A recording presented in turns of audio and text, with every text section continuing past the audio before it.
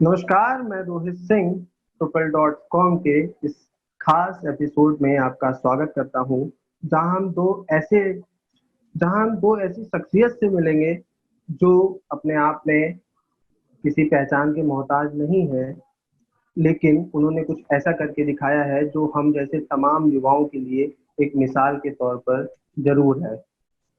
हम बात कर रहे हैं money for drive advertisement private limited के डायरेक्टर्स तिलकेश भाटिया और सौरभ खंडेलवाल की। आज ये दोनों हमारे साथ मौजूद हैं। सर, आप दोनों लोगों का बहुत बहुत स्वागत है ट्रिपल के इस प्लेटफॉर्म पर। बहुत बहुत धन्यवाद Rohit. Thank you Rohit, thank you. नमस्कार सर। नमस्कार। तो सर, ये इंटरव्यू खास तौर से, जैसा कि अभी हम आपको बता दें कि हमारी एक सीरीज भी हम चला रहे हैं करियर खोज करके। उसमें जो बेसिक करियर की नीड्स होती हैं बच्चों की, कई बार बच्चे भटक जाते हैं, तो उसकी सही गाइडेंस की हम बात कर रहे हैं। ये इंटरव्यू वैसे तमाम युवा पीढ़ी के लिए एक गाइडेंस के तौर पर भी होने वाला है, इसलिए भी बेहद महत्वपूर्ण है। इसको ध्यान में रखते हुए मैं सबसे पहला सवाल आप दोनों से ही करना चाहूँगा। जैसा कि मुझे पता चला कि आपकी जो बैकग्राउंड है, आपका एजुकेशनल बैकग्राउंड है, वो इंजीनियरिंग है। इंजीनियरिंग से एडवर्टाइजमेंट की तरफ आने का कैसे विचार आया, कैसे ये सिलसिला शुरू हुआ? आप दोनों से एक एक करके जानना चाहूँगा जी। हाँ, तो देखिए, इंजीनियरिंग के बाद एक्सपोजर, जैसे मैं मेरी बात करूंगा तो इंजीनियरिंग के बाद आईटी कंपनी का एक्सपोजर लिया था। But mind back of the mind ये क्लियर था कि कहीं ना कहीं अपने को एम्प्लॉयमेंट देने में ही फोकस करना चाहिए। Education is not to get the job, education is to do something for the society. So उस थॉट के साथ, और जिस टाइम हम ये थॉट गया था स्टार्ट करने का, उस टाइम ये माना जा रहा था कि जिस ईयर में अपन राइट नाउ है, उस टाइम इस ईयर तक एम्प्लॉयमेंट बहुत लार्ज स्केल पे बढ़ जाएगा, अनएम्प्लॉयमेंट बढ़ जाएगा। इस थॉट के साथ कि बिजनेस स्टार्ट करते हैं। कोई भी बिजनेस स्टार्ट अगर अपन करते हैं, उसको कोई चाहे स्टार्टअप कोई कर रहा हो या कोई एग्जिस्टिंग बिजनेस कर रहा हो, तो बिजनेस चलाने के लिए आपको एडवर्टाइजमेंट की नीड बहुत ज्यादा है। तो इस थॉट से कि पहले let's jump into the business of advertisement, let's understand the field of advertisement.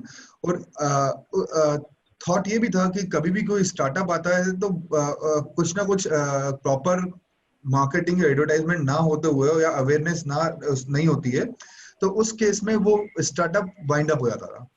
तो कुछ ऐसे मीडिया अपन मार्केट में लेके आ जाए जिसके कारण कम कॉस्ट में स्टार्टअप्स को एडवर्टाइजमेंट मीडिया मिल जाए और स्टार्टअप्स सरवाइव कर पाए। ओके, ये घेरा। और तिलकेश जी, मैं आपसे भी जानना चाहूंगा कि क्या सेम मकसद ही था आप दोनों का, इस वजह से विचार मिला और एक आइडिया पे दोनों ने साथ में काम किया? बिल्कुल, हम लोग अगर पार्टनर्स हैं और एक ही कंपनी को लीड कर रहे हैं तो काफी हद तक हमारे विजन अलाइन होते हैं। और जो सौरभ जी ने बात बोली उसमें कुछ चीजें मैं ऐड करना चाहूंगा कि जब मैं like after completing IIT graduation I was working with investment bank के साथ में काम कर रहा था। It was a comfortable job and काफी हाई पेड जॉब है और काफी इंजॉयबल जॉब है because finance, I love finance. तो I was like happy going with the career, but एक चीज जो हमेशा हिंज आती थी कि इन्वेस्टमेंट बैंक में काम करते हुए सिर्फ मैं खुद को एम्प्लॉय कर पा रहा हूँ और मैं सिर्फ अपने फैमिली को और अपनी फैमिली को, जो कि 5-7-8 लोग हैं, उनका ही वेलफेयर हुआ, उन्हीं के लिए कुछ कर पा रहा हूँ। तो तब एक चीजें अलाइन हुई, काफी सारी रिपोर्ट्स पढ़ते थे कि जब तक हम लग एम्प्लॉयमेंट, अगर हमने एजुकेशन ली है और हम अगर एम्प्लॉयमेंट क्रिएट नहीं कर पा रहे हैं या कोई ना कुछ कम्युनिटी को बैक वापस नहीं दे पा रहे हैं, बिकॉज जो भी हमने एक अच्छी एजुकेशन ली, कुछ भी ली, that is majorly because of a community. कहीं ना कहीं हमें कम्युनिटी से हेल्प मिली in terms of advice, direction, information. तो कहीं ना कहीं उस पूरी कम्युनिटी को हम कैसे बेनिफिट कर सकते हैं, वो मेरा फोकस था। तो फिर लगा कि एक आंख बंद करी तो लगा कि यार 1 लाख लोगों को जब हम एम्प्लॉय कर पाएंगे तब हमारे को वो कम्युनिटी का गिव बैक टू सोसाइटी वाली फुलफिल होगी। तब ये लगा कि जिस फील्ड में मैं हूँ उससे वो कभी पॉसिबल नहीं है, because I can be a very big investment banker, लेकिन वहां पे मैं 1 लाख लोगों को एम्प्लॉय नहीं कर सकता बिकॉज वो बहुत नैरो फील्ड है और वेरी हाई फेलियर रेट वाला फील्ड है investment bank.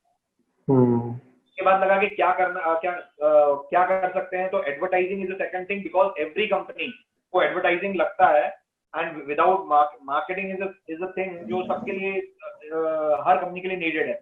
Then we thought अगर हम एडवर्टाइजिंग की प्रॉब्लम को, प्रमोशन की, कंपनी की प्रमोशन की प्रॉब्लम को प्रमोट कर देंगे तो हम डायरेक्टली तो काफी सारे लोगों को एम्प्लॉय कर देंगे, प्लस जो कंपनी हमसे फ्लरिश हो रही है, जिसकी हम एडवर्टाइजिंग मार्केटिंग कर रहे हैं, उस कंपनी में भी ऑब्वियसली एम्प्लॉयमेंट बढ़ेगा। तो हम डायरेक्टली एंड इनडायरेक्टली दोनों तरीके से एम्प्लॉयमेंट की तरफ फोकस करके कम्युनिटी ड्रिवन हेल्प कर सकते हैं।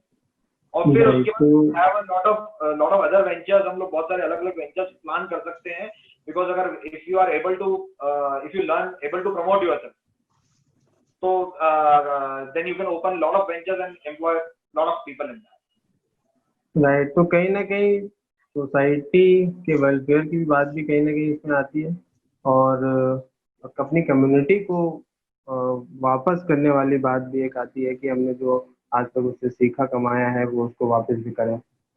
बिल्कुल सही चीज़ है। तो इसके साथ मैं आप दोनों लोगों से एक एक करके जानना चाहूँगा कि मनी फॉर ड्राइव का सफर कैसे शुरू हुआ। ये आइडिया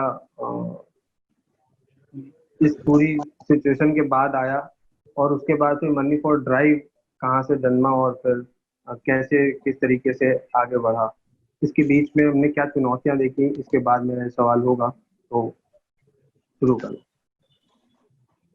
देखिए, मनी फॉर ड्राइव हमने स्टार्ट किया था, हम लोग शुरू में आ रहे थे प्राइवेट कार एडवर्टाइजमेंट में, और उस टाइम पे हम ये देख रहे थे कि किस तरीके से ट्रिगर कर सकते हैं प्राइवेट कार एडवर्टाइजमेंट। तो कार के रजिस्ट्रेशंस भी हमें कराने थे। उसका एडवर्टाइजमेंट के लिए हमने ऑटो रिक्शा एडवर्टाइजमेंट का मीडिया यूज किया। ऑटो रिक्शा एडवर्टाइजमेंट का जब मीडिया यूज किया तो हमें सिर्फ 50 ऑटो पे कैंपेन करके करीब 150 इंक्वायरी आई थी हमारे पास। तो उस टाइम पे ये थॉट गया कि अभी तक तो जिस डायरेक्शन में अपन सोच रहे थे उससे ज्यादा, क्योंकि ऑटो रिक्शा क्या हर नुक एंड कॉर्नर में सिटी में मूव करता है, तो ऑटो रिक्शा के जो एडवर्टाइजमेंट है वो आई लेवल पे होता है। ये थॉट गया, और ये अनटेप्ड मीडिया था। अभी तक जब हमने स्टार्ट किया था तब तक इस तरीके का कोई मीडिया मार्केट में था ही नहीं, तो कोई इस मीडिया को ऑर्गेनाइज तरीके से कर ही नहीं रहा था। ये कब की बात थी लगभग? ये 2000, ये कब की बात हो रही थी, कब? ये 2011-12 की बात है। 11-12 की बात है। बेशक हाँ, उस वक्त तक ऐसा कुछ भी नहीं देखते, कुछ भी नहीं होता था। इवन हम लोग जब गूगल पे सर्च करते थे कि ऐसा कुछ तो होता होगा, कहीं तो होता होगा, तो गूगल के वर्ड पे जब when we search auto rickshaw advertisement या ऑटो रिक्शा ऑटो ब्रांडिंग, तो वहां पे वो ऑटोमोबाइल का कोई ना कोई डीलर का लिंक शेयर कर देता था जो ओपन होता था। मतलब पूरी इंडिया में कहीं भी इस डायरेक्शन में काम नहीं हो रहा था। इंटरनेट तो हाइप पे ही गया था उस टाइम तक, पर ये इस कैटेगरी का कीवर्ड अभी नहीं होता। जैसे आप अभी डालेंगे तो you'll get thousands of link। उस टाइम पे कोई भी काम नहीं करता था। तो उस आइडिया को ट्रिगर करके ऑटो के डायमेंशंस लेके कितना मीडिया लगना चाहिए, उस मीडिया पे कैसे इम्प्लीमेंट करना चाहिए, ऑटो ड्राइवर को क्या देना चाहिए, ऑटो ड्राइवर को कैश देना चाहिए, तब तक गवर्नमेंट के भी कुछ रूल्स नहीं थे, क्योंकि आइडिया एकदम फ्रेश था, ऐसी कोई गाइडलाइन भी नहीं होती थी। तो और इवन शुरू में तो ये लगता था कि क्या ये मीडिया क्या इस तरीके का एडवर्टाइजमेंट कंपनी कराएगी, मतलब छोटे मोटे स्टार्टअप्स या छोटी मोटी कंपनी तो करा सकती है, क्या कॉर्पोरेट्स इस मीडिया पे आएंगे? तो हमने जब एक आइडिया ट्रिगर किया, तो ट्रिगर करने के बाद पहले ये कैंपेन आया हमें इंदौर के लिए। इंदौर से क्लाइंट का कैंपेन किया, उन्हें बहुत अच्छा रिस्पॉन्स मिला। मतलब if they compare ROI as compared to any other available media in the market at that time, तो उनको ROI सबसे बेस्ट ऑटो रिक्शा में आ रहा था। तो जब ये हमने ट्रिगर किया, आउटपुट आया, तो उस सेम क्लाइंट की मल्टीपल लोकेशंस की रिक्वायरमेंट आने लग गई, अप कंट्री की रिक्वायरमेंट आने लग गई। जैसे इंदौर से टचिंग जितनी भी छोटे छोटे सिटीज है, उज्जैन, नागदा, नीमच, मंदसौर, इनकी रिक्वायरमेंट आई। तो we kept a thought कि किसी को भी नो नहीं बोलना है, जैसे जैसे रिक्वायरमेंट आएगी विल एक्सपेंड अवर होराइजंस। तो उनकी रिक्वायरमेंट आई, हमने उतनी सिटी में एक्सपेंड किया। उसको एक्सपेंड करने के बाद जब जहां जहां विजिबिलिटी आते गई, वहां लोगों को भी पता पड़ता रहा कि ऐसा कोई मीडिया है। पहले एक कॉलेज का कैंपेन किया, एक कोचिंग का कैंपेन किया, फिर FMCG प्रोडक्ट्स में एक क्लाइंट आया, गुरुजी प्रोडक्ट्स, उनका कैंपेन किया। तो जब देखते गए कि एक के बाद एक इसका जो इंक्वायरीज आती थी वो इनबाउंड आती थी, जिनने वो मीडिया देखा, वो मीडिया लोगों को अच्छा लगा, तो वो इंक्वायरीज जहां जहां हम कैंपेन करते रहते थे वहां से इंक्वायरीज आने लग गई। तो इन दिस वे कि बिजनेस मॉडल वैलिडेट हो गया कि ये एक मॉडल है जो अभी तक मार्केट में एनेबल्ड नहीं था। अब ये अगर अपन वी कैन डू दिस, तो मार्केट में एक्सेप्टेंस है। तो then we gave a thought कि let's expand it to different states of India. Then luckily we got one national client Astral, जिसको एमपी के साथ पूरा एमपी देना था। एमपी के साथ सीजी आया, सीजी के बाद उनका महाराष्ट्र आया, देन गुजरात आया। तो इस तरीके से उस क्लाइंट के साथ we have expanded our horizons in multiple states. Then moving ahead, हमें जो दूसरे क्लाइंट्स भी थे जैसे गुरुजी प्रोडक्ट्स, उनका नेक्स्ट ईयर जो कैंपेन आया वो 15 स्टेट्स में आया। उन सारे 15 स्टेट्स में we have expanded our horizons. तो जैसे जैसे क्लाइंट की रिक्वायरमेंट आते गई, हम लोगों ने अपने होराइजंस एक्सपेंड किए। And we right now we have the presence in 18 states of India. तो ये सब क्लाइंट की नीड के कारण ही ये चीज हम लोग एक्सपेंड करते गए और अपने लॉजिक्स यूज करते हो कि किस तरीके से इसको और ऑर्गेनाइज वे में ट्रिगर कर सकते हैं। राइट, बिल्कुल। तो कहीं ना कहीं मांग के साथ साथ आप बढ़ते गए अपने व्यापार को, अपने बिजनेस को मांग के साथ साथ बढ़ाते गए। बढ़ाते आपने गए। ना नहीं बोला, और ना नहीं बोलने का कहीं ना कहीं फायदा आज नजर भी आ रहा है। तिलकेश सर, मैं आपसे जानना चाहूंगा, हमने एक एक सफर के बारे में जाना कि किस तरीके से सफर शुरू हुआ और किस तरीके से इस वक्त से चल रहा है। मैं सीधा सा सवाल करता हूँ आपसे कि मनी फॉर ड्राइव क्या है, क्या काम करता है, किस तरीके से सेवाएं देता है? Basically money for what is money for drive? एक सिंगल लाइन में हम लोग बात करें तो money for drive is that कि हम लोगों का एक विजन है किसी भी ब्रांड को इन अ सेंसिबल कॉस्ट। हमारा जो विजन है, लेट मी रिकैलकुलेट, मतलब let me repeat my vision is we have to assist you to reach your brand at every nook and corner in a sensible cost. Right. हमारी जो भी working है, हम लोग किसी भी, मैं उसमें आंसर दूंगा, पर द कोर इज दैट कि आपकी ब्रांड को किसी भी सिटी के नूक एंड कॉर्नर तक ले जाना है sensible cost. This is one line about money for drive. बिल्कुल। तो ये बहुत सीधा सा सवाल और सीधा सा जो जवाब आपने दिया है बहुत ही लाजवाब था कि कम पैसे में आप अपने ब्रांड को भारत के किसी भी कोने में पहुंचाएं, किसी भी शहर में पहुंचाएं, उसके लिए आपके साथ मनी फॉर ड्राइव खड़ा हुआ है। सर, तो कहीं ना कहीं अगर मैं मकसद की बात करूं तो विजन के साथ साथ यही मकसद भी था कि हमें जो है कम्युनिटी को, हमें ऐसे लोगों को कम पैसे में एक ब्रांडिंग की एक ऐसी सुविधा उपलब्ध करवानी है जो सीधे तौर पे उनको फायदा करे, सीधे तौर पर उनकी जेब पर भी प्रभाव कम डाले। लेकिन मैं मानता हूँ कम cost is not the vision. Vision is कि जितना रीच करने में उनको जो सेंसिबल कॉस्ट है, जैसे फॉर एग्जांपल अगर क्लाइंट है एफएमसीजी, तो एफएमसीजी के क्लाइंट को हमेशा मास पब्लिक पे रीच करना होता है। मतलब जितने जा सकते हो आपको दिखाने के लिए, अगर एक ही सिटी में हम 50 होर्डिंग लेते हैं तो कॉस्ट बहुत ज्यादा होगी। वो हम ऐसा मीडिया चूज करके उनको देंगे जिसमें कॉस्ट सेंसिबल कॉस्ट लगे और ज्यादा से ज्यादा लोगों तक रीच हो। मतलब as per the client need we suggest them the media, and that whatever media we are suggesting to the client वो सेंसिबल होना चाहिए, पॉकेट फ्रेंडली होना चाहिए। राइट, पॉकेट फ्रेंडली होना चाहिए, सेंसिबल होना चाहिए। तो फिर कहीं ना कहीं सबसे फायदेमंद डील होती है मनी फॉर ड्राइव के साथ।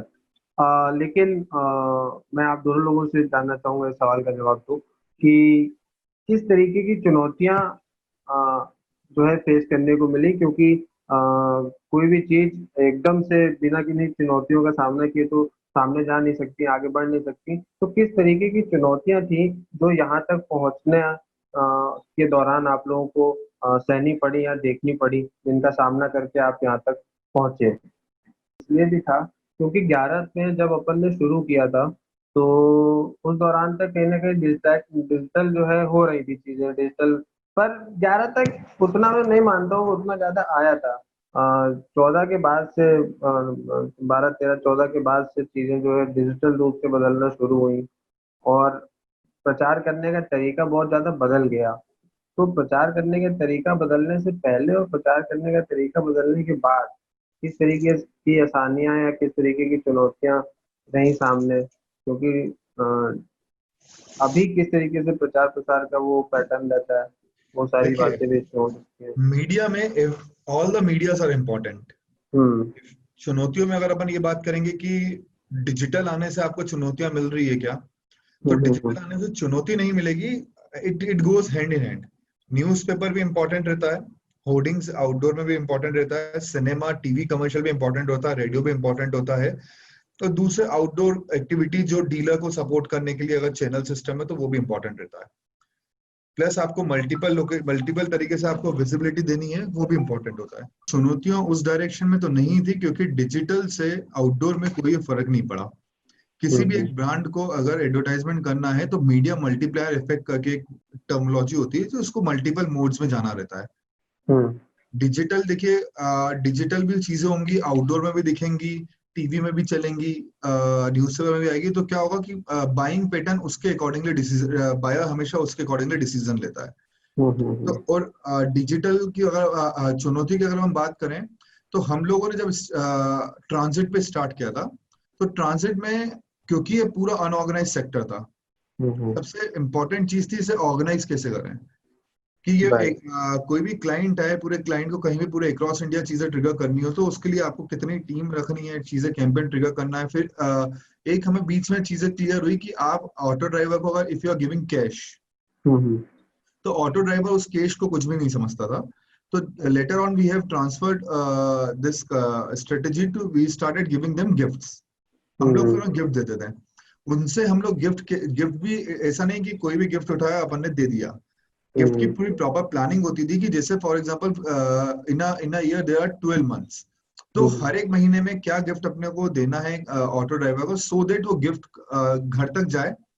घर तक जाएगा तो वहां पे कहीं ना कहीं घर वालों को भी एक क्यूरियोसिटी बढ़ती थी उनकी कि अगले महीने क्या गिफ्ट आएगा। उस गिफ्ट में glass set, bowl set, Diwali के टाइम पे कभी शर्ट दे दी अपन ने, कभी मिठाइयाँ बांटी अपन ने दिवाली के टाइम पे। ऐसे ईद ईद आई तो ईद के टाइम पे बाउल बांटे अपन ने। ठंड का टाइम है तो चाय पत्ती चल रही है, बारिश का टाइम है तो मूंग भजिए के ready mix instant mix packets बांटे हैं। तो उस हिसाब से we have planned complete thing. तो वो ऑटो ड्राइवर्स को कहीं ना कहीं हम लोगों से जोड़ के रखता था। फिर किसी ऑटो ड्राइवर को, कोई ऑटो ड्राइवर की रिक्वायरमेंट आती थी कि सर हमारे घर में कुकर नहीं है, प्रेशर कुकर नहीं है, तो उस ऑटो ड्राइवर को हम बोलते थे 6 महीने तक आप कैंपेन कराओ या 5 महीने तक या 4 महीने तक कैंपेन कराओ तो आपको ये मिलेगा, प्रेशर कुकर मिलेगा। कि कोई बोलता था कि सर मेरे यहाँ मिक्सर जूसर नहीं है, मिक्सर नहीं है, उनको भी आज देम 3 मंथ्स तक आप कैंपेन लगाओ, उसके बाद हम लोग ये देंगे। तो कहीं ना कहीं जो चीज मार्केट में मान लीजिए एक्स कॉस्ट की मिल रही है, हम उसे बल्क बाय करके कहीं ना कहीं 0.7x पे हम लोग बाय करते थे, तो उनको वो चीज अच्छी दिखती थी। तो वो कहीं ना कहीं कनेक्ट हुआ। कई बार कोचिंग से टाई अप किया हमने कि आप इनके बच्चे हैं तो इनके बच्चों को आप थोड़ी कम फीस लेके इंग्लिश कोचिंग कराओ, आप थोड़ी कम फीस लेके पीजीडी से कराओ आप। इस टाइप से चीजें हम लोग करते थे, तो उन लोगों को थोड़ा बहुत you can say social activity भी हो जाती थी, तो इससे कनेक्टिविटी बढ़ती थी। अब यहाँ पे चैलेंज क्या आता था, जब आप इंदौर में बांट रहे हो तब तक तो ठीक है। जब आपको यही चीज बेंगलोर में बांटनी है, यही चीज आपको चेन्नई में बांटनी है, यही चीज आपको आंध्र प्रदेश में बांटनी है, वो भी कब बांटनी है कि आज के क्लाइंट का कैंपेन आया और 7 दिन में पूरे इंडिया में कैंपेन लाइव करना है, तब आपको ट्रांसपोर्टेशन करना होगा क्योंकि सेम प्रोडक्ट आप मल्टीपल लोकेशन में बाय करोगे तो कॉस्टिंग नहीं आएगी। तो उस टाइप पे क्या चीज है, जैसे हम लोगों ने डायरेक्ट मैन्युफैक्चर से बाय करते थे, प्लस वो गिफ्ट ऐसा होना चाहिए जो इजिली डिस्ट्रीब्यूटेबल हो। तो हम लोगों ने एक बार जब बड़ा कैंपेन आया 22,000 ऑटोज का अक्रॉस इंडिया, उस टाइम ट्रिगर किया कि हम लोग लाइटर बांटेंगे। तब तक क्या होता था कि चूल्हा जलाने के लिए माचिस से चलती रहती थी इन लोगों की।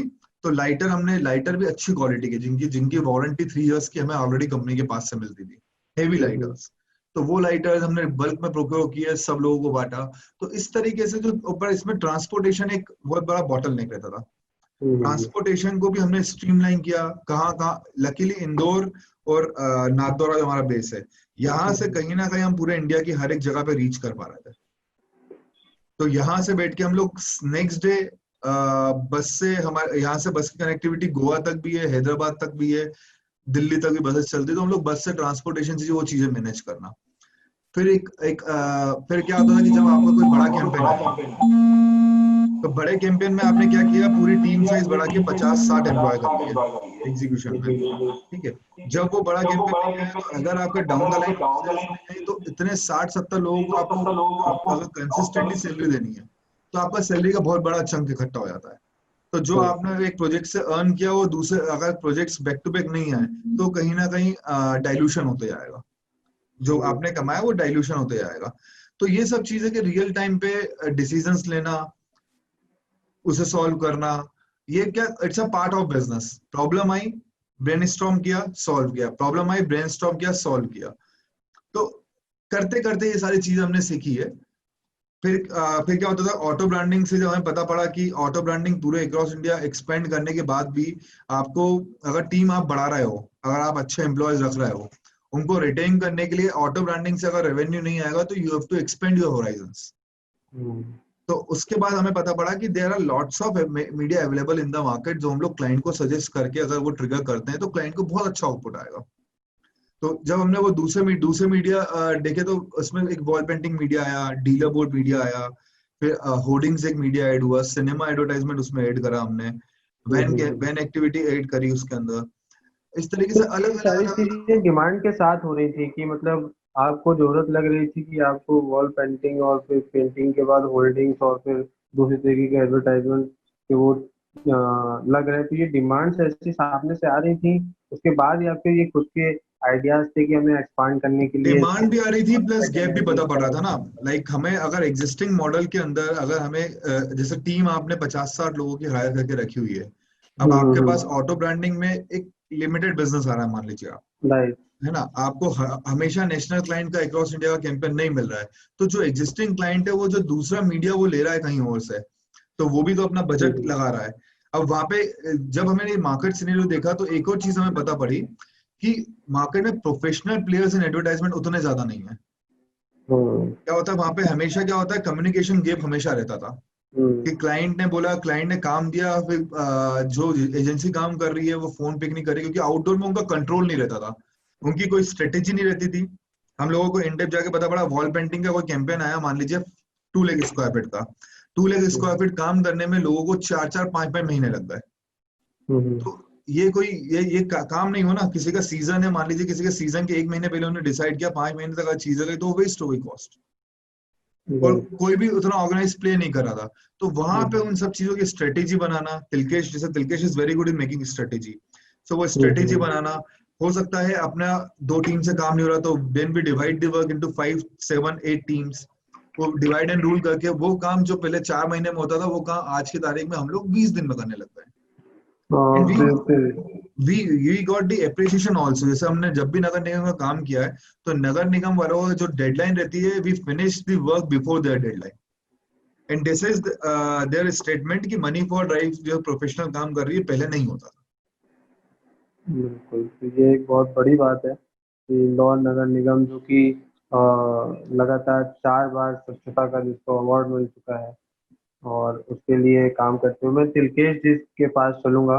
तिलकेश जी से जानना चाहूंगा कि एक इन्वेस्टमेंट बैंकर होते हुए या फिर इस फील्ड का अनुभव रखने के बावजूद जब आप एडवर्टाइजिंग फील्ड में आए, तो इन्वेस्टमेंट प्लानिंग को लेकर और किस तरीके से सारे जब जब आप हम बात कर रहे हैं कहीं ना कहीं सोशल वेलफेयर टाइप की भी, कि कम बजट में हम ज़्यादा सुविधाएं उपलब्ध करा रहे हैं, ज़्यादा रीच दे रहे हैं मीडिया की और लोगों की मास कम्युनिकेशन तक, मास मास पीपल तक बात को पहुंचाया जा रहा है।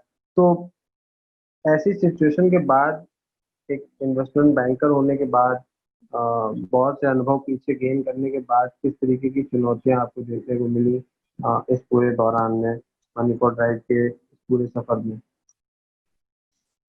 देखिए मेरा ऐसा मानना होता है कि मतलब किसी भी चीज में आपको चुनौतियां तो आएंगी, डिपेंड्स आप उनका आंसर कितना स्मार्टली और कितना स्ट्रेटेजिकली करते हो, that is more important.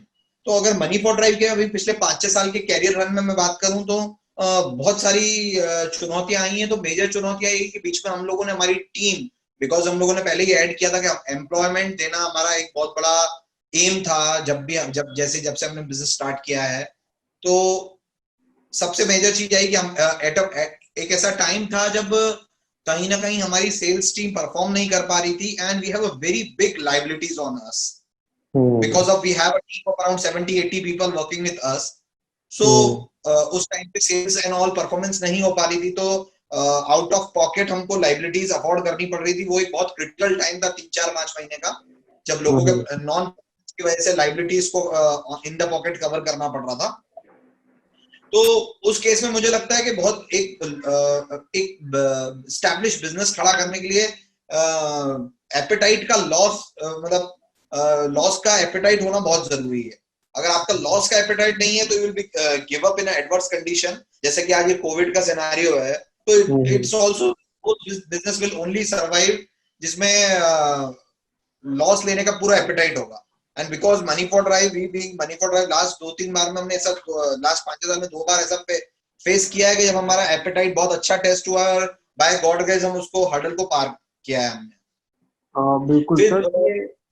Challenge हमें दूसरा एक मेजर चैलेंज फेस हुआ, हमने इंडिया पोस्ट, आपको ध्यान होगा जैसे इंडिया पोस्ट पेमेंट बैंक्स में कन्वर्ट होगा, जैसे पेटीएम है, एयरटेल है, उस तरह से India post payment bank convert हो गया है। उनका पूरा एमपीएन जो जितने भी ब्रांडिंग चेंजेस थे उनका टेंडर मनी फॉर ड्राइव के पास था।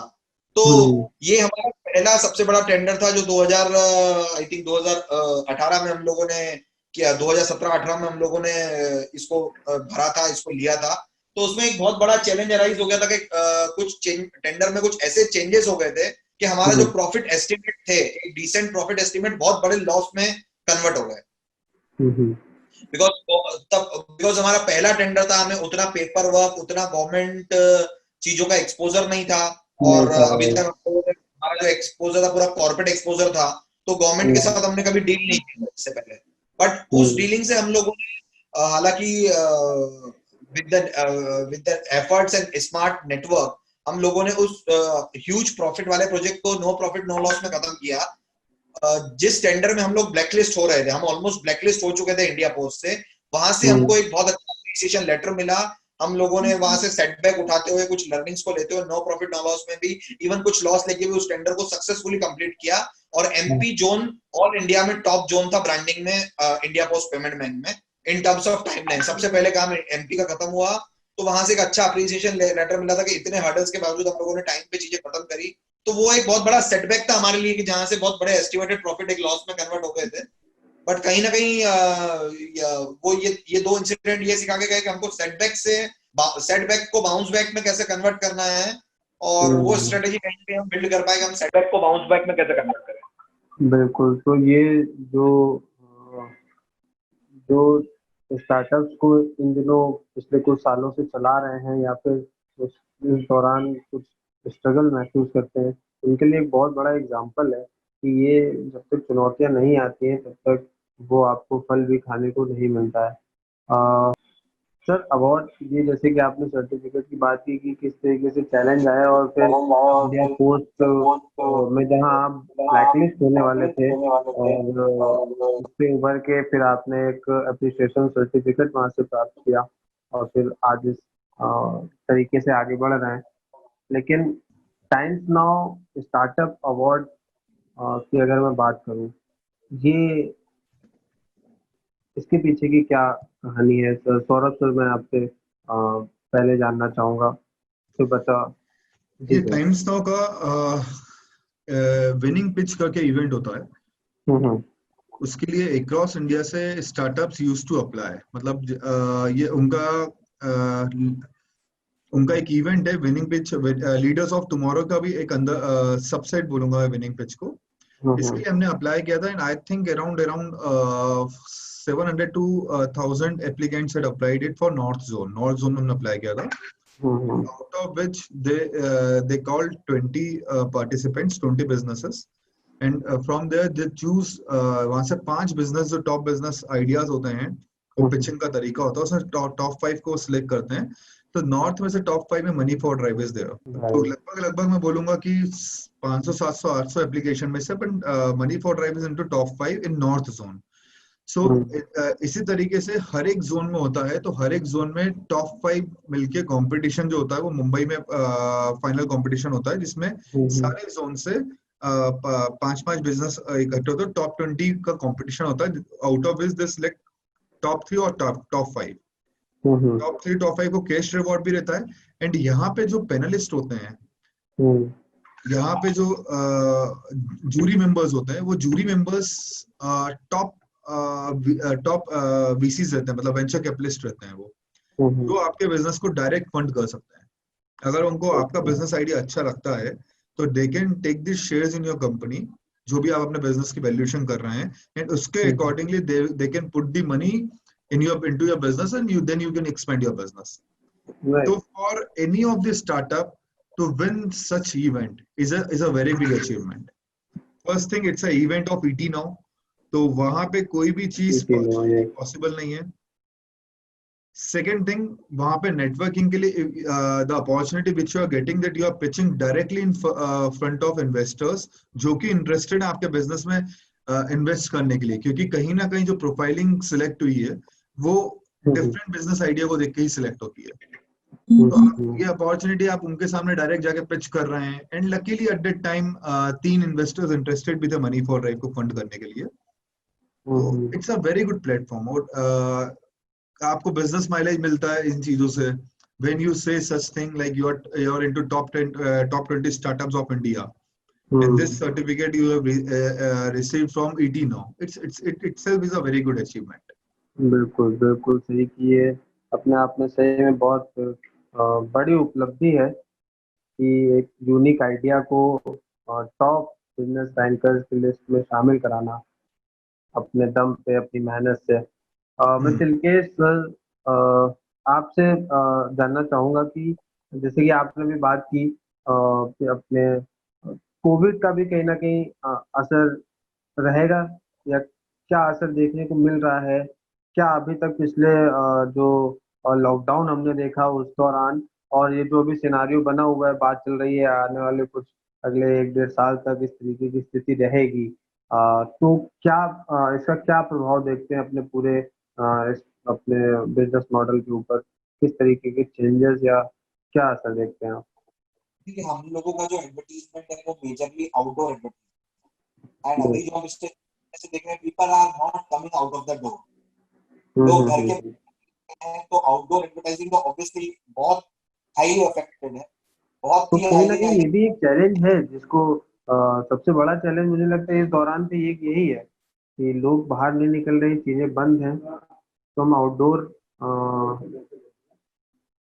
जी सर, आप अपनी बात कंप्लीट करें। आउटडोर एडवर्टाइजिंग ऐसा है ना जो मतलब उससे ज्यादा सिर्फ एयरलाइंस एंड सिनेमा इफेक्टेड है। अगर मैं इस लाइन में बात करूँ तो थर्ड सबसे हाईली इफेक्टेड आउटडोर एडवर्टाइजिंग ही है, बिकॉज ये बहुत ऑब्वियस है कि जब लोग आउटडोर एडवर्टाइजिंग जो आप घर से जब बाहर आते तो देखते हैं, और अभी जब लॉकडाउन हुआ तो ऑब्वियसली लोग पूरा घर के बाहर, अभी भी लोगों में बहुत बड़ा फियर है, जब तक कि वैक्सीन आ नहीं जाती, वैक्सीन लग नहीं जाती, फियर तो मेंटेन रहेगा। तो कहीं ना कहीं उस तो इस फील्ड को बहुत ज्यादा हिट हुई है, और इवन जो भी हमारे नेटवर्क में लोग हैं, ऑलमोस्ट मुझे ऐसा लगता है कि जो भी स्मॉल प्लेयर्स है 50% एडवर्टाइजिंग कंपनी बंद हो गई, बिकॉज इतना ज्यादा सीरियस इफेक्ट 6 महीने 8 महीने का इफेक्ट कोई भी नहीं ले पाएगा। तो वही बात है कि पर बाय गॉड ग्रेस क्या है, 2019-20 was a good run of money for drive. हमने ऑलमोस्ट $2 मिलियन का टर्नओवर किया, एंड सबसे मेन बात क्या है कि हम लोगों के पास बहुत अच्छी टीम लास्ट 4-5 इयर्स के एफर्ट वाली बहुत अच्छी टीम बनाई हुई है, और उस टीम के साथ मुझे पूरा विश्वास है कि हाँ, हम लोग बहुत जल्दी पूरा बाउंस बैक करके और लास्ट ईयर से बेटर सिचुएशन में खड़े हो गए। बिल्कुल। और इसमें आपको पाइवट भी करना पड़ेगा, जैसे हम लोगों ने आजकल पाइवट किया, हमारा पूरा रूरल एडवर्टाइजिंग पे हम लोग काफी फोकस कर रहे हैं, क्योंकि रूरल अभी रन हो रहा है, तो कहीं ना कहीं हमने पाइवट किया है और हम रूरल प्रोजेक्ट्स पे फोकस ज्यादा कर रहे हैं as compare to city projects. बिल्कुल, तो कहीं ना कहीं एक बेहतरीन टीम का भी असर है जो कोविड की वजह से असर हुआ। जैसे कि आपने बताया, कोविड का कहीं ना कहीं प्रभाव तो है ही, क्योंकि ये आउटडोर का सीधा सीधा काम होता है, और इसका प्रभाव तो देखने को मिला, लेकिन एक अच्छी टीम जरूर पिछले कुछ समय में आप दोनों ने मिलकर तैयार की है, जो इस पूरे प्रभाव से उबरने में आपका साथ देगी। सौरभ सर, हम स्टार्टअप अवार्ड की जैसे कि बात की थी हमने। स्टार्टअप भारत की मैं अगर बात करूं तो एक जनरल क्वेश्चन होता है ये कई बार, क्योंकि ये एक हम भारत की सबसे युवा जो है आबादी वाला मुल्क है दुनिया में, और जब से मोदी सरकार आई उसके बाद से स्टार्टअप का बहुत ज्यादा ऐसा बात होने लग गया कि स्टार्टअप ऐसा कुछ होता है, जहन में एक स्टार्टअप वर्ड आ गया। बहुत से स्टार्टअप खुलने भी लग गए, फंडिंग की बात होने लग गई। कितना मुश्किल होता है शुरुआती दौर में, या फिर कोई नया लड़का अगर अपने स्टार्टअप की बात करता है तो उसके लिए क्या सबसे बेहद महत्वपूर्ण चीज क्या होती है, सबसे इम्पोर्टेंट चीज क्या होती है, वो किस तरीके से उसको कैसी शुरुआत करनी चाहिए? सौरभ सर। देखिए, मुझे लगता है कोई भी स्टार्टअप करने के लिए सबसे पहले मार्केट में गैप देखना चाहिए। By this I mean startup ना, it's not business. Startup is something जो आप कहीं ना कहीं मार्केट सोसाइटी की कोई प्रॉब्लम दूर कर रहे हो। तो आप अगर कोई ऐसी ऐसी सर्विसेज लाते हैं, ऐसा कोई प्रोडक्ट लाते हैं जो मार्केट में कहीं ना कहीं गैप में हो, जो मार्केट में नीड है पर मार्केट में अवेलेबल नहीं है, पहली चीज तो आप उस चीज के साथ आए। दूसरी चीज मुझे लगता है कि इसमें पेशेंस बहुत रिक्वायर्ड होते हैं, क्योंकि अगर आज की जनरेशन जो प्रॉपर एजुकेशन लेने के बाद जब बिजनेस या स्टार्टअप में जंप करती है, तो वो हमेशा फर्स्ट 3 इयर्स में they compare themselves with their colleagues जो कॉलेज में होंगे या जो कंपनीज में उनके साथ काम करते होंगे। तो first 3 years they compare themselves with them कि I was doing a white collar job, यहाँ पे मुझे हर एक चीज में इन्वॉल्व होना पड़ रहा है, अभी राइट नाउ उतनी अर्निंग भी नहीं हो रही है, अगर मैं बात करूं तो मेहनत उससे 2 टाइम्स 3 टाइम्स हो रहा है। तो वहां कहीं ना कहीं शुरुआत में लोग अपना पेशेंस खो देते हैं, और जो फ्रूट्स उन्हें 3 इयर्स बाद मिलने रहते हैं ना, वो उसको ना देखते हुए टेम्परेरी हैप्पीनेस के लिए, टेम्परेरी लाइफस्टाइल के लिए they switch again from startup to job. तो ये जो गिव अप वाली जो चीज है ना, अगर वो नहीं हो, and if anyone is into the startup for 3 years, and अगर उनका आइडिया सही है और अप्रोच सही है, तो मुझे नहीं लगता फिर कोई चीज का गैप होगा। प्लस फिर क्या होता है, आपको जो आप कर रहे हो वो उतना ऑर्गेनाइज वे में करते जाओ। जैसे फॉर एग्जांपल आप डे 1 से अगर आप फोकस कर रहे हो कि मैं किंग को पिच कर रहा हूँ, किस तरीके से पिच कर रहा हूँ, क्या मीडिया में चूज करके अपनी अवेयरनेस कर रहा हूँ, कॉस्ट कहाँ कम कर लूँ, एसेट लाइट मॉडल है नहीं है, या मल्टीपल थिंग्स जब बिजनेस में आती है तो। और ये होता है क्या है, जब तक कोई बिजनेस में कूदता नहीं है ना, तब तक पता नहीं पड़ता है। तो बिजनेस में कूदने के बाद मुझे लगता है कि आजकल का यूथ अगर डाइसी है, अगर वो सोच रहा है कि नहीं मुझे ये कर, जब जॉब में तब वो सोच रहा है कि नहीं मेरे को बिजनेस करना है, जब बिजनेस में आ गया तब वो सोचता है जॉब ही अच्छी थी। तो डाइसीनेस जो ना वो चीजें कहीं ना कहीं खत्म कर देती है।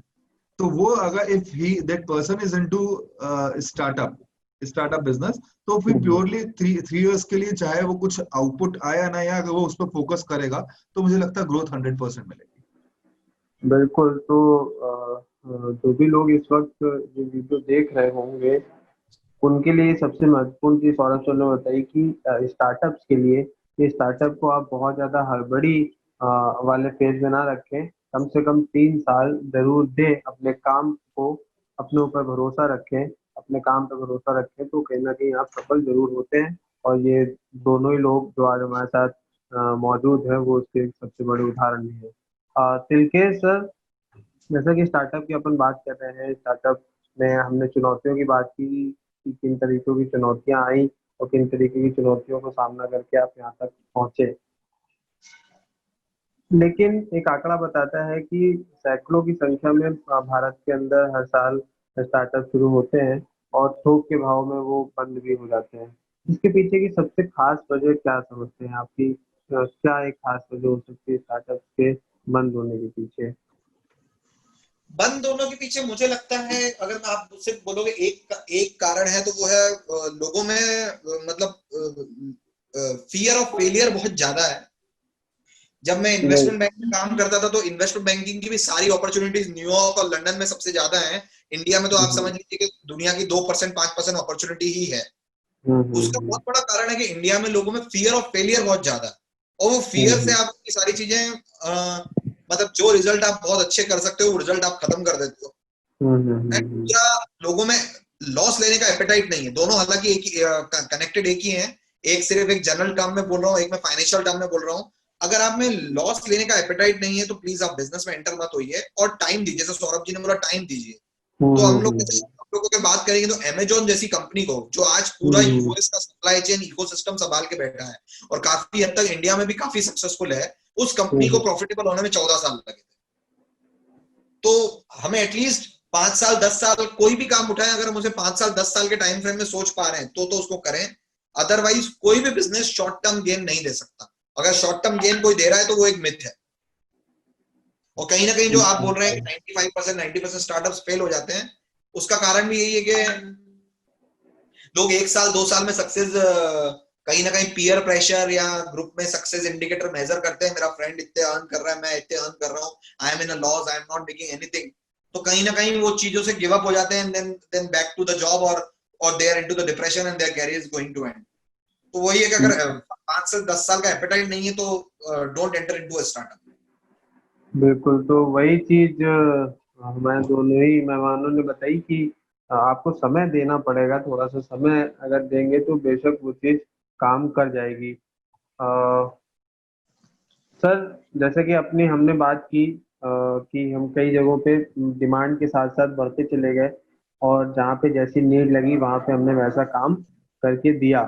तो काम से एक सवाल ये भी बनता है कि हम कहाँ कहाँ पे इस वक्त मौजूद हैं, कहाँ कहाँ पे हमारे ऑफिसेस हैं। सौरभ सर, मैं आपसे जानना चाहूंगा कि हम इस वक्त कहाँ कहाँ पे अपना व्यापार इस वक्त कर रहे हैं, हम किस किस जगह पे अपनी सर्विस दे रहे हैं, अगर मैं सही शब्दों का चुनाव करूँ तो, और किन स्थानों पे कैसा काम चल रहा है, इस बारे में थोड़ा सा हमें बताएं। देखिए, if you'll talk about states in India, तो till date like we have served more than 21 states. And if we'll talk about the remaining states ना, तो वहाँ की अभी तक हमारे पास कोई भी अपॉर्चुनिटी नहीं आई है क्लाइंट की तरफ से। नहीं तो आई एम श्योर कि हम लोग उस स्टेट में भी अपनी प्रेजेंस रख लेते हैं। अब 21 स्टेट्स में अगर अपन बात करें तो north we have covered almost all the locations, all the states. Then if we talk about central India, we are covering all the states. Western, we are covering all the states. South में we are not present in Kerala. And apart from Kerala, we are present in Karnataka, Andhra Pradesh, and Tamil Nadu, Telangana. And if we'll talk about East, so we have in East we have the services in Chhattisgarh, Odisha, West Bengal, Bihar, Jharkhand, Assam. In these states we have our presence. तो like if you see, तो जहाँ पे बहुत remote area है, जैसे for example 7 sisters में आप देखेंगे तो मेघालय, मिजोरम, इन जगहों पे हमारी प्रेजेंस नहीं है। मणिपुर, इन लोकेशन से प्रेजेंस नहीं है। बाकी तो और अगर आप ईस्ट में कोई ऐसी लोकेशन है जहाँ पे क्लाइंट का कोई कवरेज पेनिट्रेशन नहीं है, तो वहाँ की रिक्वायरमेंट नहीं आ रही है हमें। बाकी तो अक्रॉस इंडिया हमारे पास हमारी प्रेजेंस अच्छी है। ओके, तो ये एक बड़ी बात है कि करते करते आज इस जगह पर है कि हम 21 स्टेट्स के बहुत से शहरों में काम कर रहे हैं, बहुत से लोगों के साथ जुड़े हुए हैं। And the best part is, मैं आपको बताऊं, हम लोगों ने कुछ मूवी प्रमोशंस भी किए हैं, कुछ टाइमलाइन के साथ प्रमोशंस करने होते हैं जहाँ पे आपको अक्रॉस इंडिया लाइव करना है 7 डेज में। तो right now we are sitting with a capacity कि we can live the campaign across India in 7 days. तो इसका क्या बेसिकली क्या होता है, इसके अंदर कैसे काम करता है ये? देखिए, फॉर एग्जांपल किसी कंपनी को आउटडोर अप करना है। आउटडोर का तो देखिए प्लान ऐसा है कि वो तो आता है होर्डिंग पे अप हो जाता है। मैं तो बोलूंगा ट्रांजिट मीडिया अप करना है। तो ट्रांजिट मीडिया की इन लोकेशंस पे अगर आपकी टीम है और इन लोकेशन पे आपका नेटवर्क है, तो आपको मान लीजिए आज कोई कैंपेन आया, जैसे फॉर एग्जांपल कोई ठंडाई वाला है, उनको मेन प्रोमिनेंट टाइम हो गया, जैसे शिवरात्रि पे उनको कैंपेन अप करना है, शिवरात्रि के पहले, और उनकी प्लानिंग मान लीजिए जैन एंड में खत्म होती है, और Shivratri probably 3rd week of Feb में रहता है। तो उसको उनको उन 3 वीक्स में अगर अक्रॉस इंडिया कैंपेन अप करना है तो that we can do on auto rickshaws, on buses, on hoardings or any other media. We can up that campaign, and this is because of the team we are having right now. Team network. तो team network के साथ इस पूरे काम को आगे बढ़ाया जा रहा है। एंड आप जैसे ऑफिसेस का पूछ रहे थे, यस सर। ऑफिसेस की देखिए हमारे पास फिजिकल प्रेजेंस ऑफिसेस की 2 हैं, one is in Indore, another one is in Nathdwara. And I will tell you, advertising में ऑफिस की रिक्वायरमेंट कंपैरेटिवली कम होती है ना। You can have residential sales person, you can have residential operations person, office पर like we believe कि unnecessary cost increase करने का कोई पॉइंट नहीं है। प्रेजेंस होना इम्पोर्टेंट है आपकी वहां पे, फिजिकल ऑफिस रिक्वायर्ड नहीं है, क्योंकि maximum business either we are getting inbound और our team members go out and they pitch to the client. So anyways उनमें ऑफिस की कहीं भी रिक्वायरमेंट नहीं है। And luckily us we are sitting in Indore and Nathdwara which is near to Ahmedabad and Udaipur. So if even some big client wants to meet us, so it's a distance of 2 hours, 3 hours from this location by flight. So if a meeting is lined up of tomorrow, it can be done. बिल्कुल, तो 2 जगहों पे मिला भी जा सकता है और बाकी 21 राज्यों के तमाम शहरों में मणिपुर ड्राइव मौजूद है, आप उनकी सर्विसेज का लाभ उठा सकते हैं। तिलकेश सर, मैं जानना चाहूँगा, जैसे कि आपने फियर की बात की थी स्टार्टअप्स के लिए, कोविड के बाद किस तरीके का डर बना हुआ है बाजार पे भी, किस तरीके की सिचुएशन देखी जा रही है, और फ्यूचर अगर जैसे कि आपने पहले बोला कि हम एक पर्टिकुलर टीम के साथ इस चीज से निकल जाएंगे, हम सभी होप करते हैं कि हम भी इस महामारी से बहुत जल्दी उभरेंगे, लेकिन इस दौरान जो लॉस होगा उसकी भरपाई के लिए किस तरीके के कदम उठाए जाएं, या फिर क्या सही तरीका क्या रहेगा इसमें आगे बढ़ने का, कैसे आगे बढ़ा जा रहा है इस वक्त? इस बात का पहला क्वेश्चन था कि किस तरह का फियर है मार्केट में, तो ऑब्वियसली आज की तारीख में, आज से नहीं अप्रैल से ही मैं बोलूंगा या मार्च एंड से मैं बोलूंगा, बहुत ज्यादा फियर है मार्केट में। और उस फियर का सबसे बड़ा इंडिकेटर है कि बहुत सारे गवर्नमेंट नोटिफिकेशन के बावजूद बहुत बड़ी बड़ी कंपनियों ने अप्रैल से अपने एम्प्लॉयज को सैलरी नहीं दी। आप अगर एवरेज मिड साइज कंपनीज की बात करें तो मुझे लगता है कि 60-70% कंपनीज ने अपने एम्प्लॉय को इधर 25% सैलरी दी है या नहीं दी है, और बहुत बड़ा सीवियरेंस कट, बहुत बड़ा कट किया है। और वो फियर बहुत ज्यादा है लोगों में, ऐसा नहीं कि लोगों के पास पैसा नहीं है, बट फियर बहुत ज्यादा है कि सिचुएशन कब तक चलेगी किसी को पता नहीं है। शुरू में लग रहा था 21 दिन का लॉकडाउन होगा, 21 दिन बाद सब ठीक हो जाएगा, फिर 14 दिन बाद सब ठीक हो जाएगा, और अब ऐसा हो गया कि लोगों को आदत हो गई, अब लगता नहीं है कि मतलब 2021 जनवरी से पहले कुछ ठीक होना है। बिल्कुल सही। सेकंड, आपने जो बोला किस तरह के मेजर्स लेने होंगे, तो मेरा एक ही मैसेज है कि हमें हमारे साथ जो लोग काम कर रहे हैं उसके लिए फीलिंग ऑफ ग्रेटिट्यूड बहुत ज्यादा रखना पड़ेगा, रिस्पेक्ट एलिमेंट बहुत ज्यादा रखना पड़ेगा। जैसे हम लोगों ने बहुत हद तक पूरी कोशिश करी कि हम जितने भी लोग हमारे साथ काम करें वो या तो ना इम्पैक्ट हो या बहुत मिनिमम इम्पैक्ट हो, जिससे उनका at least day to day life में असर ना पड़े। ये बहुत ज्यादा इंपॉर्टेंट है, बिकॉज जब आपका बहुत अच्छा रन होता है तब भी वो लोग आपके साथ हैं, और आज आपका खराब रन है तब भी वो लोग अगर आपके साथ है तो आपको रखना रहेगा। तो जितना हो, क्योंकि वही कंपनियां उभर पाएंगी और उन्हें ये मेजर लेने पड़ेंगे। तो हर चीज हम गवर्नमेंट से एक्सपेक्ट नहीं कर सकते हैं, कुछ ना कुछ बिजनेस के लिए हमें खुद भी करना पड़ेगा। और खुद यही है कि अगर हम अपने लोगों को संभाल पाए तो ये पूरी कंट्री संभलेगी, पूरी इकोनॉमी रिवाइव होगी और कोरोना का इफेक्ट बहुत जल्दी खत्म हो जाएगा। और अब आजकल आप लोग देख ही रहे हैं न्यूज़ेस में एंड ऑल, जैसे एस्ट्राजेनेका एंड ऑक्सफोर्ड मिलके कुछ वैक्सीन के थर्ड ह्यूमन ट्रायल में है और बहुत हद तक सक्सेस हो जाए। और उनकी सबसे अच्छी चीज है, दोनों कंपनियां बाहर की हैं, लेकिन इनका जो मैन्युफैक्चरिंग होगा वो सीरम इंस्टीट्यूट पूना में होगा। तो और उन्होंने 100 करोड़ डोज बनाने पे 50 करोड़ डोज इंडिया को देने की बात रखी है, जो कि इन कंपनीज ने अप्रूव करी है। वो हमारे लिए बहुत बड़ी न्यूज है कि पूरे वर्ल्ड में जितनी भी वैक्सीन बनेंगी 50% वैक्सीन इंडिया को मिलेगी। तो काफी हद तक मुझे लगता है कि हम इस साल के एंड से पहले काफी स्मूथ सिचुएशन में आ जाएंगे।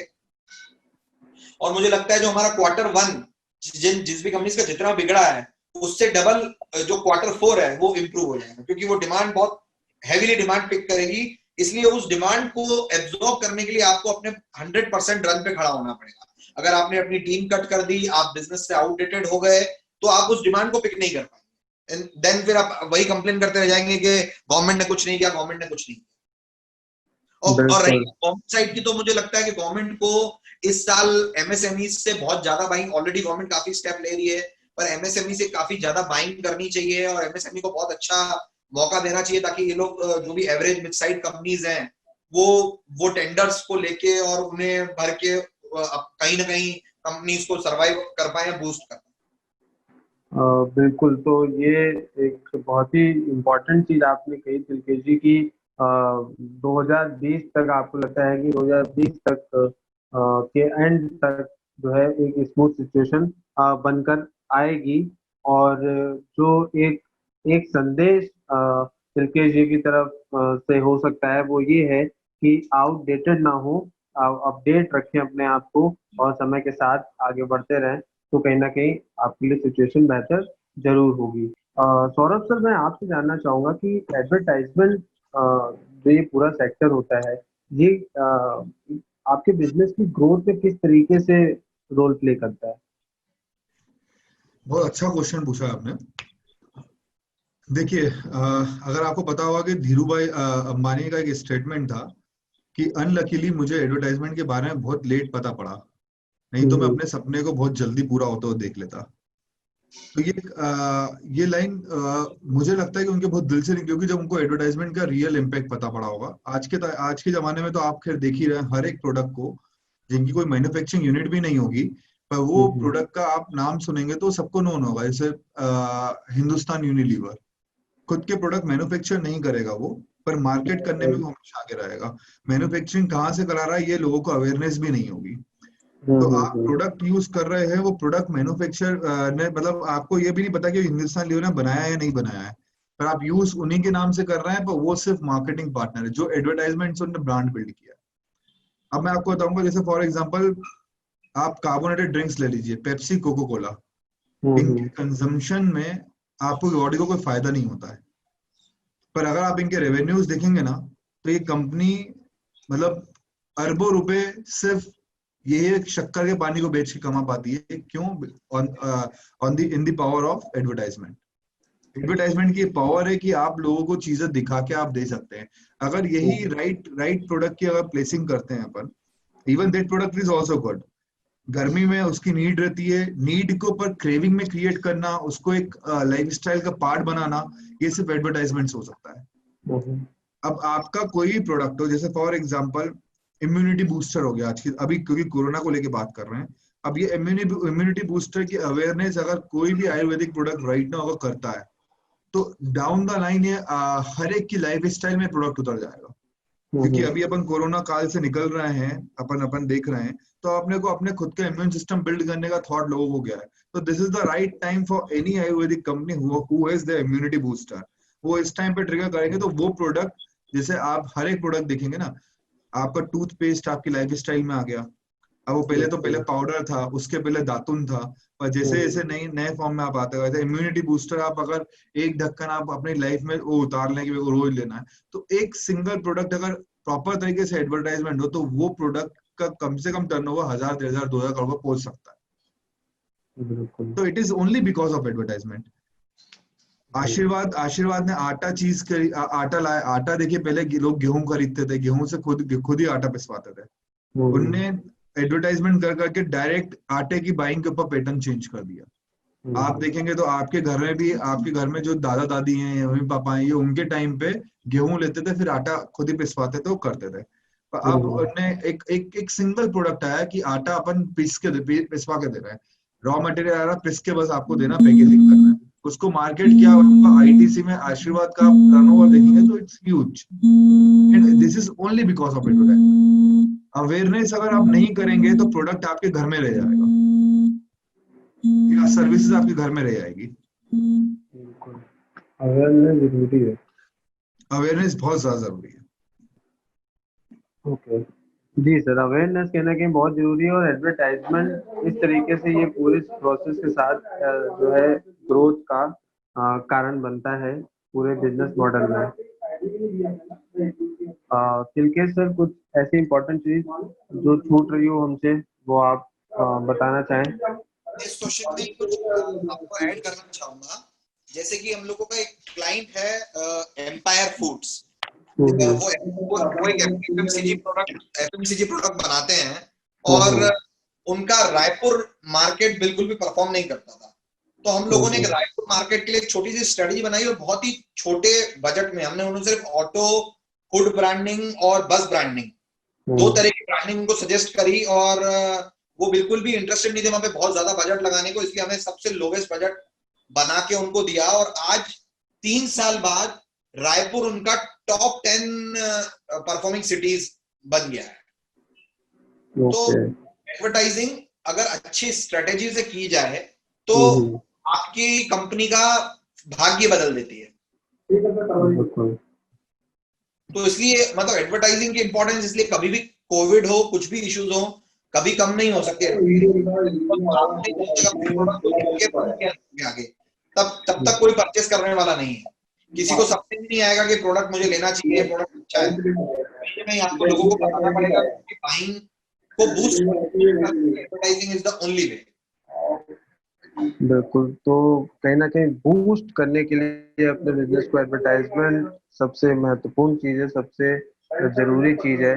और जब आपको ये कम बजट पे ज्यादा सुविधाओं के साथ मिल रहा हो तब आपको अपने बिजनेस के लिए इसे अपनाना और मनी फॉर ड्राइव का साथ पकड़ना शायद मुझे लगता है सबसे ज्यादा जरूरी होगा, सबसे ज्यादा महत्वपूर्ण पेज होगा। सर, आप दोनों लोगों का हमारे साथ जुड़ने के लिए, Trueple.com के साथ जुड़ने के लिए मैं बहुत बहुत धन्यवाद देता हूँ आप दोनों लोगों का। सौरभ सर और तिलकेश सर, आप जुड़े और आपने स्टार्टअप के बारे में और अपने इस पूरे सफर के बारे में जिस तरह से हमें जो बातें बताई वो हम जैसे युवा पीढ़ी के लिए सच में एक आइडियल का एक काम करेंगी, एक सीख का काम करेंगी कि किस तरीके से चैलेंजेस का सामना करते हुए हमें आगे आना चाहिए और अपने ध्येय को नहीं भूलना चाहिए, समय देना चाहिए, टाइम देना चाहिए और अपने बिजनेस को आगे बढ़ाना चाहिए। बहुत बहुत धन्यवाद सर हमारे साथ जुड़ने के लिए। Thank you, Rohit. Thank you. We also wish you all the best for this new series which you are coming up. All the best. Thank you so much, sir. Thank you so much.